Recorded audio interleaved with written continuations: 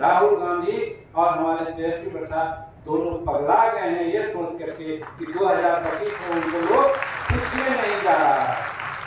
तो इसलिए मेरे भाई बहनों, हम कहना चाहते हैं बिहार के लोग इतना संवेदनशील हैं, इतना संयमित हैं, बुद्ध धर्म का मानने वाले हैं, जैन धर्म के मानने वाले हैं, हमारे बहुत से लोग पैगंबर हुए हैं, सबकी बात मानने वाले हैं।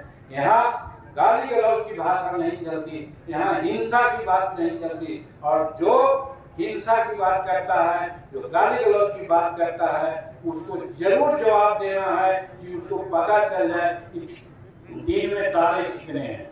ये मैं कहना चाहता हूँ आपको। और इसी में एक बात, किस लिए घूम रहे हैं, कह रहे हैं कि वोट चोरी हो रही है। हम कहना चाहते हैं कि आज इलेक्शन कमीशन सतत प्रक्रिया के तहत वोट मतदाता का निरीक्षण करवा रहा है। आज नहीं, सब दिन से हो गया है। क्या समझते हैं, कुछ दिन लेट हो गया, इसीलिए आज 20 लाख लोग जो मरे हुए हैं उनका वोटर लिस्ट में नाम है। कटना चाहिए कि नहीं, वो लोग वोट देंगे, उनका वोट बोगर वोट दे करके वो लोग चुनाव जीते हैं, इसीलिए वो लोग घरवा रहे हैं कि हम लोग का क्या होगा। फिर 20 लाख ऐसे लोग हैं जिनका कोई नेता पता नहीं है, कहाँ से आए हैं, क्या किए हैं, उनका नाम कट रहा है। फिर 4-5 लाख ऐसे आदमी हैं जो डबल उनका नाम है, यहाँ भी है और दूसरी जगह नाम है, तीसरे जगह भी नाम है, उनका वोट कटना चाहिए कि नहीं। और फिर हम आज आह्वान करना चाहते हैं, जो संपर्क सभा है इसके माध्यम से, कि हमारा हिंदुस्तानी अवाम मोर्चा सेक्टर के लोगों को अभी भी मौका है कि जिसका नाम नहीं है, 18 वर्ष का हो गया है, भारत का जन्मा हुआ व्यक्ति है, उसका नाम अगर नहीं है तो आप इलेक्शन कमीशन के दफ्तर में जाकर उसका नाम जुड़वाइए। ये भी आज हम आपसे कहने के लिए आए हैं। तो इस तरह से वो जो भी काम कर रहे हैं सब निरंतर काम कर रहे हैं। जो भी काम हो रहा है नरेंद्र मोदी और नीतीश कुमार जी कर रहे हैं। इसलिए 2025 का जो चुनाव आने वाला है उसमें एक तो हम भागीदारी मांगेंगे ही, और मांग करके हम एनडीए के लिए सब जगह दौड़े के काम कर रहे हैं। और हर विधानसभा में आज हो रहा है, हमको खुशी है कि हमारा जो हिंदुस्तानी अवाम मोर्चा सेक्टर का आदमी है, हर विधानसभा में एनडीए का जब आता है नेतागण काम करने के लिए, तो अपना टोपी और झंडा लेकर के आगे होइए, ताकि लोग कहें कि हर विधानसभा में हमारा हिंदुस्तानी अवाम मोर्चा का साथी है। तब हमको सीट मांगने में भी बड़ी आसानी होगी और हम प्रॉपर सीट लेंगे। तब ये सारी बातें जो हमने कहा, ये सब विकास की बात करेंगे।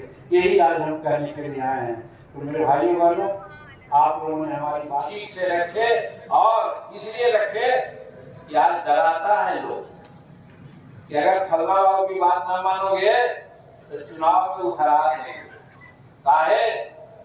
हमारे आदमी को भी पैसा दे देते हैं, हमारे आदमी को दारू पिला देते हैं और कहते हैं कि वोट दे दो, नहीं दो, फलना के दे दो, ये काम नहीं देना देंगे, या बूथ पर नहीं जाने देते हैं, या बूथ 1 किलोमीटर में होना चाहिए, बूथ 5 किलोमीटर में बना देते हैं, या गरीब लोगों का जहाँ पर 200 आदमी हम लोग हैं वहाँ पर 500 वोट होना चाहिए, वहाँ पर हमारा वोटर 50 होता है। इस तरह से हमको मिनिमाइज किया जाता है।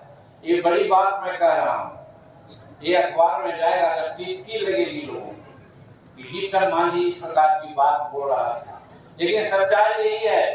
इसलिए मेरे भाइयों हम कहने आए हैं कि वोट दो, उसको वोट दो जो तुम्हारी बात को वहाँ रख सके, उसको वोट दो। आज वो 78 साल हो गया और कई एक इलेक्शन हम लोग लड़ गए, अभी तक तो यही होते रहा है। हम पर भी इल्जाम होता था, जब हम फतेहपुर से जीते शुरू तो लोग कहता थे तो बाबर के साथी हैं, भूमियार के साथी। चलो भाई, दूसरा दूर कर यही हुआ। फिर 12 से जीतने लगे तो कहीं तो जादव के साथ हैं। बोध गया से जीते तो भी उसी तरह से बोले, मखदूमपुर से जीते तो भी लोग बोले। कहने का मतलब कि हम लोग जहाँ भी जीते वहाँ ये बात होने लगी कि फलना के समर्थन से जीते हैं। लेकिन भाई जीतन मांझी तो कभी किसी की बात नहीं माना, और इसीलिए अभी 4 कंसल्टेंसी के बाद हम जुड़ा दिया। हम आज कहना चाह रहे हैं आप लोगों से, हम कर्पूरी ठाकुर जी को हम अपना आराध्य मानते हैं, जननायक कर्पूरी ठाकुर जी। वो भी 8 बार विधानसभा का चुनाव जीते थे। बात होती थी हमारे बारे में, हमने और गफूर साहब हमसे बोलते थे कि मां जी तुम जैसा कर रहे हो ना, चुनाव में तुमको बड़ी दिक्कत होगी।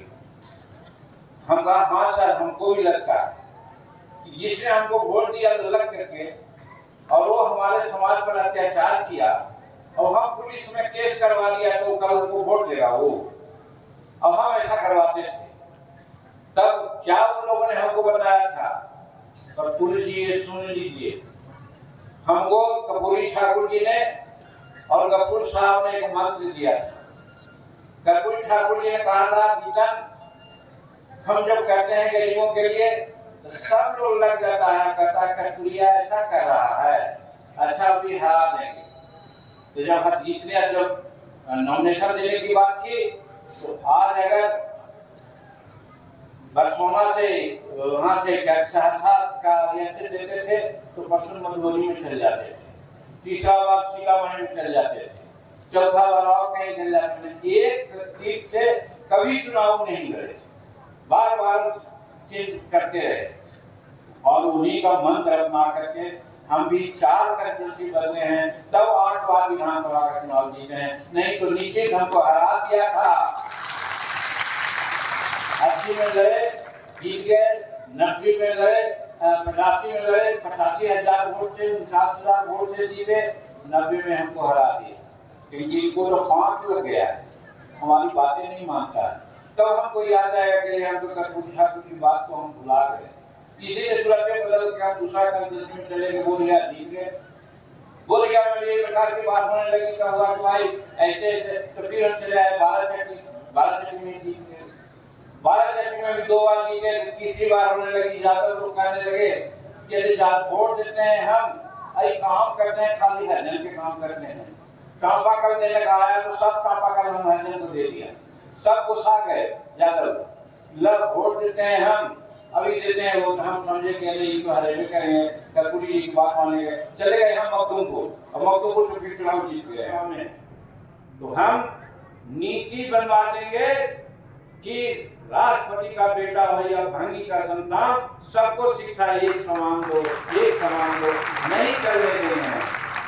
तो क्या रहना चाहिए मेरे भाइयों, गरीब भाइयों बहनों सब लोगों को हम जाते रात में जाके सोना कि जीतन मांझी ऐसा बोल रहे थे।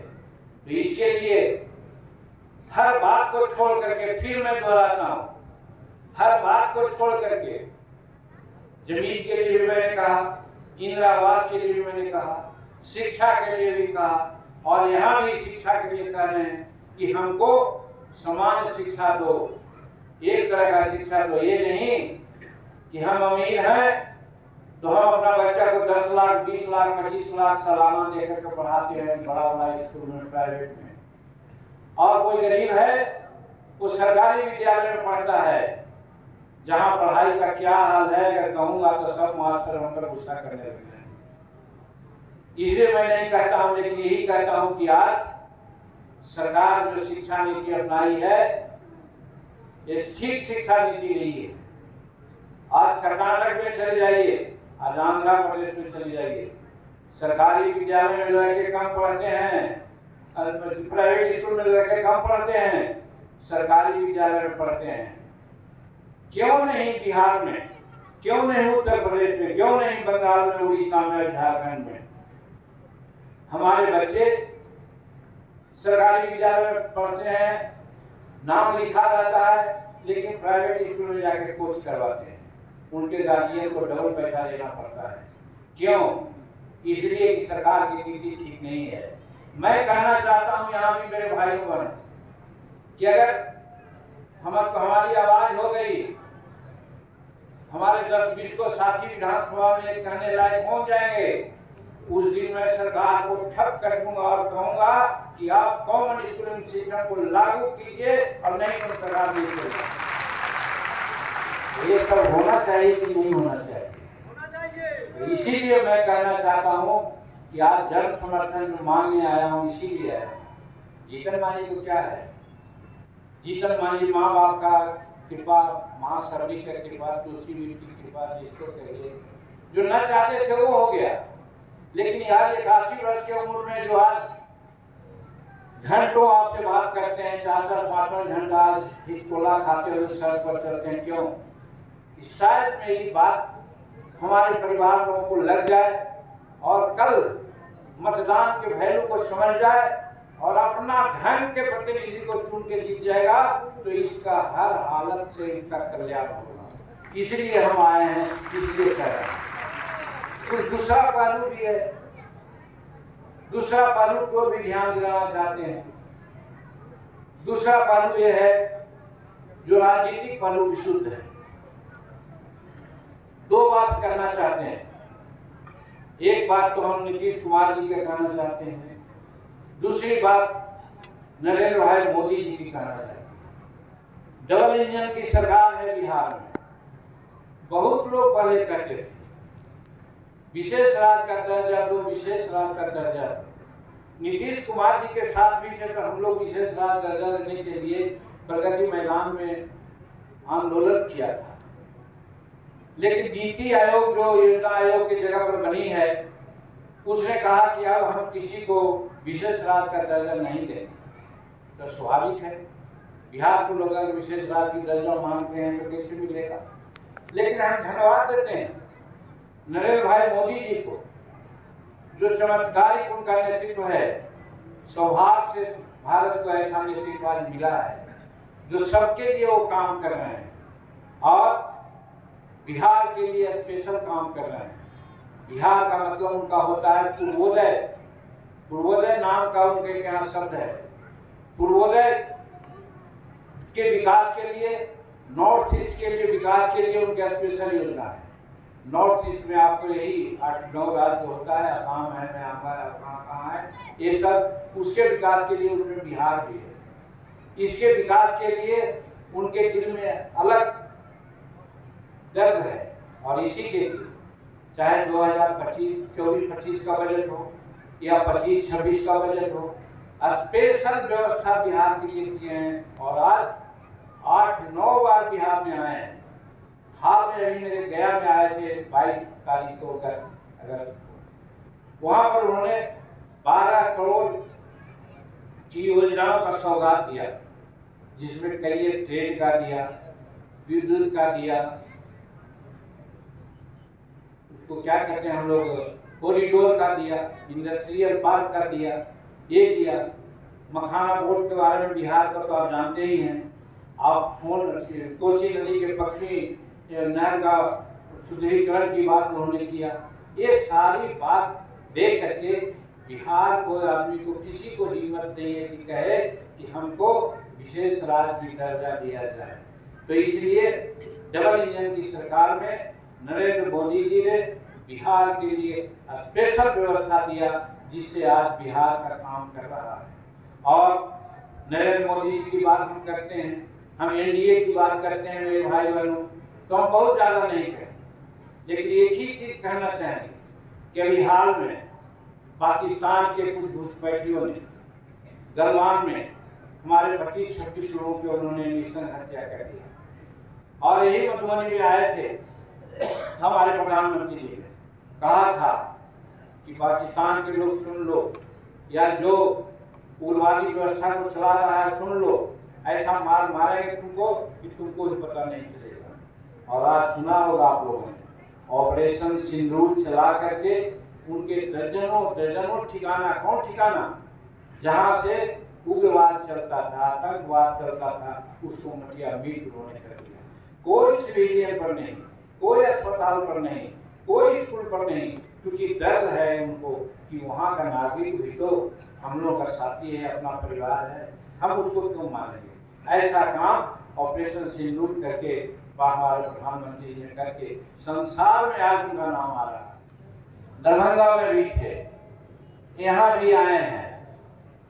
एक बड़ी विडंबना है हमारे शेड्यूल कास्ट के लोगों के साथ, जो अनुसूचित जाति कहा जाता है, हरिजन कहा जाता है, हरिजन शब्द नहीं कहना चाहिए, लेकिन समझाने के लिए मैं हरिजन कहता हूँ।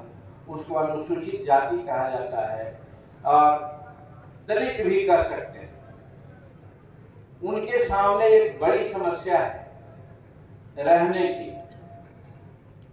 आज भारत सरकार हो, बिहार सरकार हो, आवास, प्रधानमंत्री आवास योजना हो, इंदिरा आवास योजना हो, इस नाम पर करोड़ों मकान बनाने की बात आई है।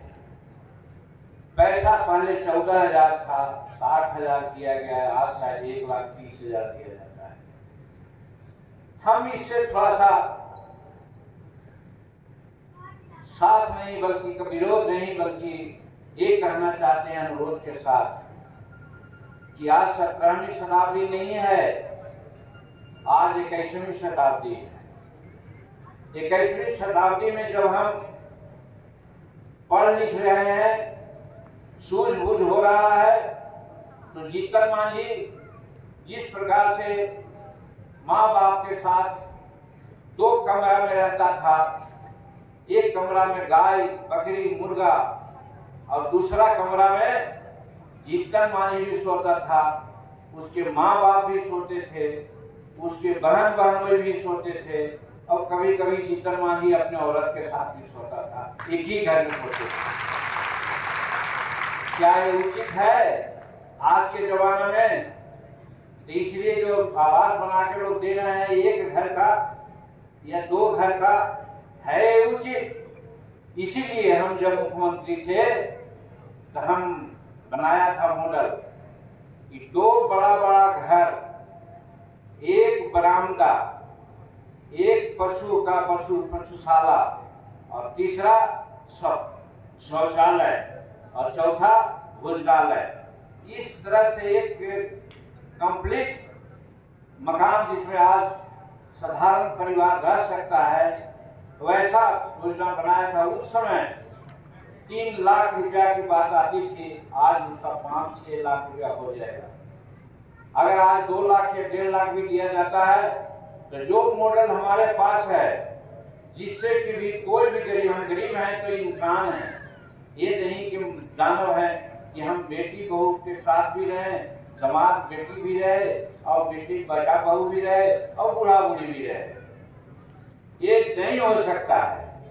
इसीलिए मैं कहता हूँ कि इसको जब बना के देते हैं, कहा जाता है कि खिलाओ तो भरपेट खिलाओ। अगर हमको इंदिरा आवास देते हो तो हमको मॉडल कोर्ट का इंदिरा आवास दो, जिसमें कि आज 17वीं शताब्दी में हम इज्जत के साथ रह सकें। उसके लिए कम से कम 5 लाख रुपया की जरूरत है।